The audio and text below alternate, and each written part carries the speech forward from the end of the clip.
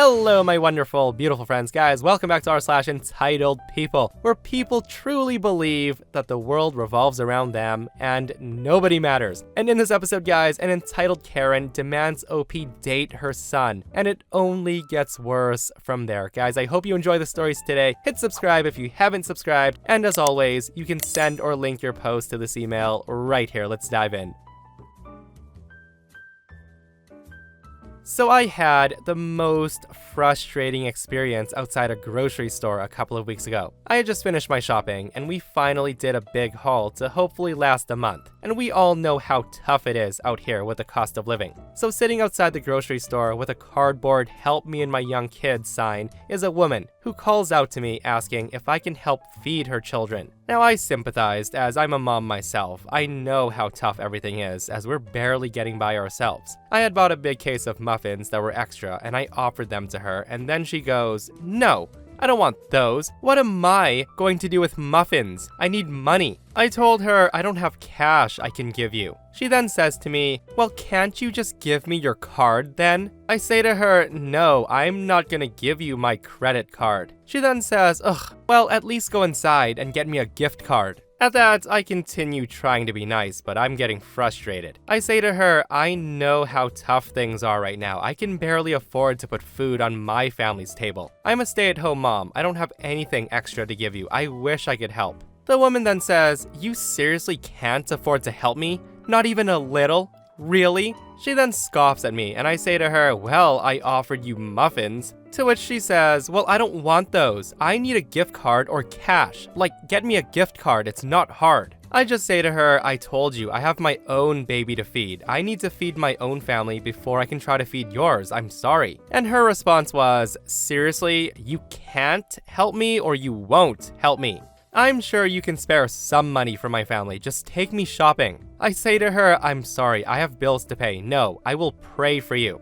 And this is a small blurb. It was about a 5-minute argument of her trying to essentially manipulate and bully me into funding her grocery trip via gift card or giving her my credit card, which is insane. Now, I didn't want to be rude and walk away. I know I shouldn't need to justify my no. I always try to help when I can, but I can't buy a whole family groceries. I then walked away, which I should have done earlier. Yeah, times are definitely tough right now, guys, but what a ridiculous ask of that lady. Like, did she seriously ask OP to take her on a shopping spree? And honestly, I believe if someone really had a family that was in desperate need of help, they will take whatever is offered, right? And for that woman to demand OP to again give her her credit card or go buy a gift card for them or something is super entitled. And this person says she's a scammer. She would load up a few hundred in groceries on your tab, then as soon as you leave, she'll take the receipt and return it all for cash. And this person shares their own story and says, "I do a bulk grocery run about once a month for non-perishables.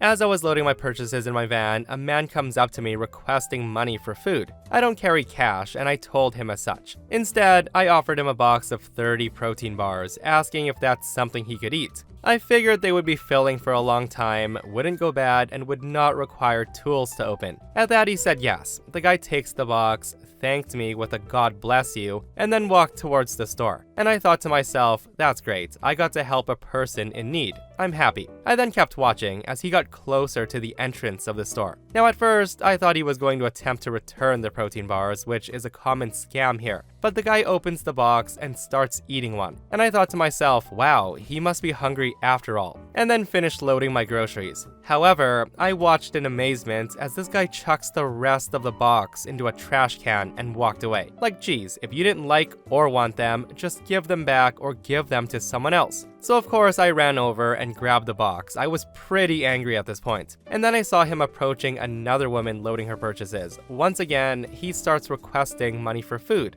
with a "God bless you" included. That's when I yelled for her to not give him anything and explained what he had just done with the food I had given him. Well, let me tell you, that "God bless you" he gave me turned real quick into him staring at me right in the face and screaming "F you." The other woman was pretty angry, and she starts yelling at him to back off. The beggar left when a male employee heard the ruckus and started walking our way. I don't want to not help someone who's actually in need, but sometimes people suck. They sure freaking do, especially when they turn around after being grateful with a big angry F you. Doesn't that make giving to others fun? Years ago, I moved across country, and one of the things I wasn't taking with me was a huge reclining couch. The thing was name brand and only a couple of years old. It didn't have any stains or tears. I knew my landlady had a crappy couch that her dog had chewed, so I offered to leave it for her. And her response was, no. And if I find you've left it behind or put it into a dumpster, I'll be charging you a $100 disposal fee. And at that I thought, whatever lady, I was just trying to be nice. So I went with easy choice number 2, a neighbor that, while I didn't like him that much, also had a crappy couch. So 3 weeks after moving in, I got a letter from my landlady. It wasn't a check, it was a hand-typed invoice saying that she was keeping my $800 deposit and also saying that I owed her another $850. She dinged me for a bunch of nonsense with fantastic dollar figures. $400 for a cigarette burn in carpet from the Nixon administration. $300 for having a pet in a no-pet apartment, $175 for fixing a broken toilet, and $75 for a cracked pane of glass in a window. That was already more than my deposit, but she wasn't finished. The final item on the list was $700 to replace a stolen item.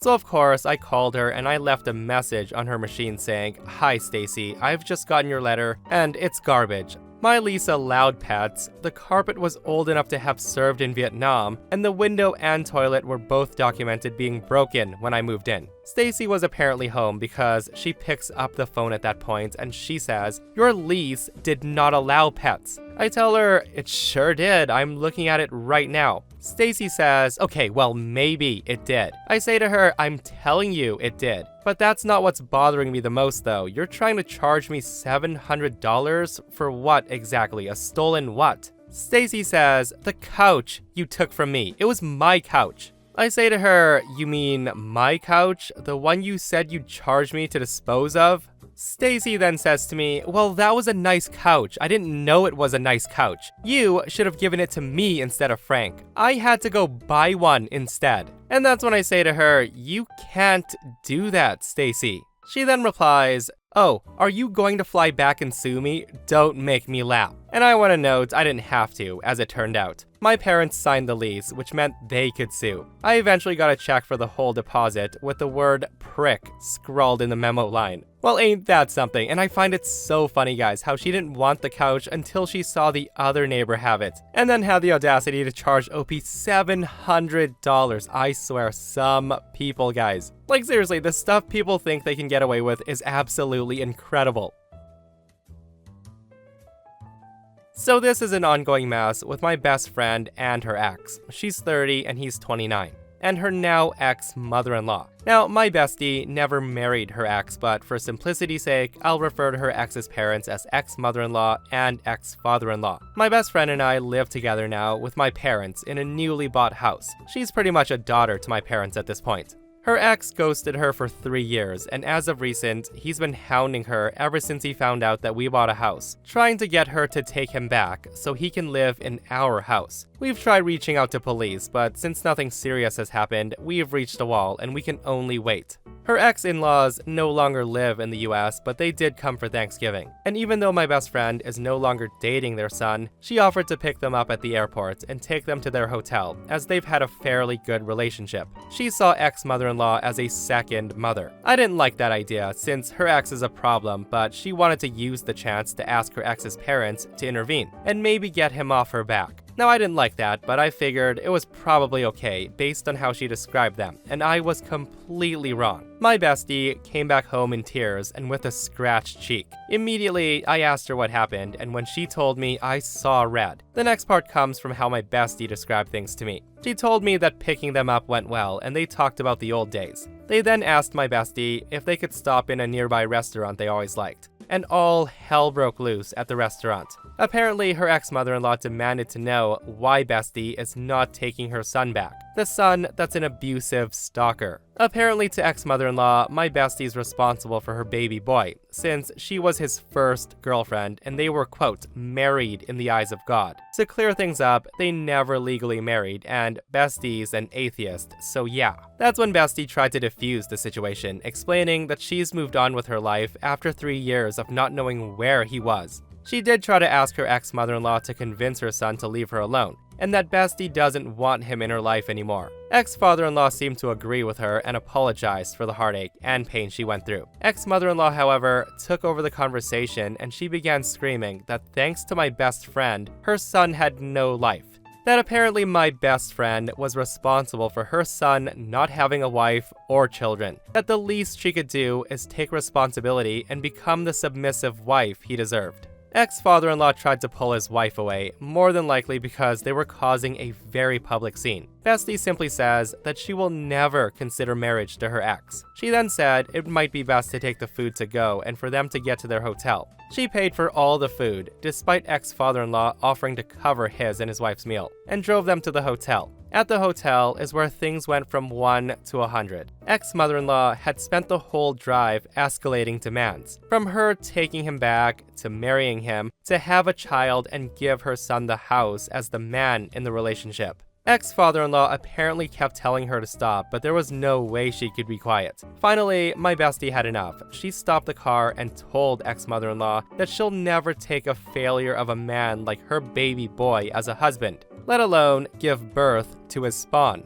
She also said that she was glad that no other woman stayed long-term with him since he really won't be a good addition to the gene pool, and I gotta admit, I'm proud of her for that last one. At this, ex-mother-in-law went crazy and jumped on my friend. Her husband luckily grabbed her, but she still managed to get my friend on the cheek. She then began screaming that she was the reason her family had split, then called her a whore and said she wished our house burnt down with all of us inside. Ex-father-in-law just told my friend to drop their bags on the sidewalk and drive away, while he held back his demon of a wife. And Bestie did exactly that. She drove back home after this. She wasn't so much hurt by the insults or even the attack, but more the notion that the woman she once saw as a second mother would treat her like this. I told her to relax a bit, so she's watching some movies with the dogs while I write this and do some work. Tomorrow, we're both having a girls' day with my mom. I did get in touch with X's sister and I let her know what happened. She already knew from her dad and asked me if Bestie was pressing charges. She should, but she's not. I tried to convince her, but it's a sore topic for her, so for her emotional well-being, I'm not gonna push it. The sister says that she appreciates that we're not pressing charges, and she'll make sure her family doesn't bother us in any way. Apparently, she and her brother moved outside the city. Not sure to where, but I'm glad he's gone. So hopefully we're done. It's not a small city by any means, but I wouldn't put it past these crazies to try to stalk my bestie. Update. So my mom sat with my bestie to have a serious talk. She told her that she didn't want to diagnose her, as my mom's a therapist, but she was showing clear signs that she needed help, and therapy could be an option. They had a discussion about it, and my friend agreed to seek professional help. Since she lives with my mom, she's not an option, but mom's gonna help her find someone. We just came from filing a police report. My friend won't press charges, but we made a paper trail to ensure that it's at least on the record. She apologized for not doing it immediately and for going to meet her ex-in-laws. I told her I understand that she's going through a lot of things. We'll see how things go, but she's like a sister to me, and I refuse to let her go through it alone. Yeah, I think it's time to let Bestie know to block those people from her life for good, guys. And to me, mistake number one was going to see those in-laws in the first place. Like, that's wild that the ex-mother-in-law was like, be my son's wife, you owe him, and if not, I'm going to get crazy violent and attack you. Like, yeah, that's a great way to get someone to date your son. This person says, pressing charges will expedite a restraining order, and your bestie needs to seriously rethink her decision. That ex-mother-in-law is deranged and dangerous. And this person comments, poor father-in-law. He can't just drop her bag somewhere, but he wishes he could. And guys, while we're on the topic of crazy mother-in-laws, listen to this post. Okay, so for some background, I'm a female, 29 years old, and I live in Italy with my fiance, who's 37 years old, named Marco, and our daughter who's 5 months old, Willow. I moved to Italy after graduating med school, where I met Marco, and now I'm a resident in one of the hospitals. My father's a crap dad. He left my mom and me, and he's been very inconsistent. He married a woman named Tammy when I was young, and she's never liked me, and she's also never able to have kids. So when I gave birth, my mom's side of the family came over to visit and meet Willow and to look after both of us. Nothing from my dad or Tammy. So 2 weeks ago, they turn up unannounced, claiming to be in the area on holiday and wanted to meet Willow. She was getting a bit fussy, and she combination fed. But as I was home, I grabbed a cover and let her latch on to me. That's when Tammy says that the breastfeeding is going to have to stop soon. At that, I'm confused, and I asked her why. And she said it couldn't be kept up when Willow's with them. And now I'm even more confused, and I asked her what she's on about. She then shows me photos of a baby room and says that we should split custody of Willow and not to worry because she has everything set up already. I just stare at her, but she continues on. She then claims that the age gap between myself and Marco is unhealthy for a child to grow up with, saying it was obvious I needed help and that she was happy to. She also kept saying that I have to work and that I would never be home to spend time with my baby, so I should just let her have Willow. But obviously she's not able to breastfeed, so we would have to stop that right now. I tell her she can't be serious and think I'm giving her my baby, and she tells me to calm down, that she's not asking for full custody, but she could provide a much calmer and stabler home, and that I could always come visit. She says it's what she deserves. That's when Marco pushes everyone out and made sure Willow and I were alright. Since then, I've been getting really weirded out, and I've been getting texts from my father saying that I need to let Tammy prove herself as a good caregiver. And Tammy's been sending loads of photos of the nursery she's made. Just to add so people don't get confused, I'm in Italy, but Tammy isn't. They had flown over here. Yeah, all I can say is thank freaking goodness that OP lives in Italy, far, far away from that mother-in-law and dad. Let's just hope she gets the hint, goes back home, and doesn't go full psycho mother-in-law on OP and try to steal her baby. And if I were in that position, guys, I think I'd be going no contact for sure. I'd be moving, changing my phone number, everything to stay away from dad and his wife. I mean, why not, right? Dad's already a crap dad, and his wife doesn't even like OP. She wants the baby, so OP's not gonna be missing anything. This happened a long time ago when I was in the 9th grade. I was just reminded of it this week by an old friend, and I thought I'd share. So in the 9th grade, my teacher decided that I should compete in a math competition because she saw potential in me. I agreed because she was my favorite teacher, and I thought, why not? So on the day of the competition, I saw a kid who, let's call him Entitled Kid, boasting about how he didn't sleep because he reviewed everything. I was annoyed, but I didn't really think much of it. The results came, and sure enough, he won. But I got 2nd place. I was shocked and happy at the same time, and so was my teacher. Everything was all sunshine and rainbows until I heard a lady, a Karen, say, "Good thing that girl didn't win. This is a math competition, and my boy should win. He studied really hard for this, and a girl should never beat him." So of course, hearing that, I was livid. My teacher pats my back and told me not to listen to her. When they announced that I was 2nd place, Karen started booing. And I'm thinking, this woman, I couldn't take it, so I devised a plan. The competition happened every year, according to my teacher. And in grade 10, there was a regionals competition after. And I made sure to win next year. I made it my life's mission to win. The whole year, I taught myself various math equations, and my friend even helped me with everything. I spent a whole year reviewing just to prove this entitled mother wrong. And the next year, I entered the competition, more ready than ever. I saw the boy again, and now even his mother was boasting how he couldn't sleep, knowing he was going to win again, and that he's excited about the regionals. Everything she just said encouraged me to do better. The exam was kind of hard, but I managed to answer most of the questions. Well, I heard the entitled kid saying it wasn't that hard. I wasn't confident I'd win, but I was hoping. So the announcements came, and they said that only one person got a score of 40 and above in every grade level. And at that, the entitled kid was smirking, thinking it was him. And I even heard him telling his mom, "Regionals, here we go." But to his surprise, I won. And the look of shock in Karen's face and her son's face was worth it. They didn't utter a single word. His teacher was standing there shocked. I gave him a big-ass smirk and went up to the stage, accepting the prize and everything. When I went down the stage, I saw the mom crying, saying, "My boy was supposed to win. He was supposed to go to regionals, not some stupid girl." Once I heard her cries of agony, the whole year of reviewing paid off. I got second place in the regionals, and I became friends with the guy in first place. Overall, it was a great experience, and I'm glad I don't have to see Karen and her kid again because there's no math competition in grade 11. Guys, I absolutely love this post because success truly is the best revenge. Way to frickin' go, OP. And shame on that Karen for booing someone in grade 9. Like, that is absolutely pathetic behavior, Karen.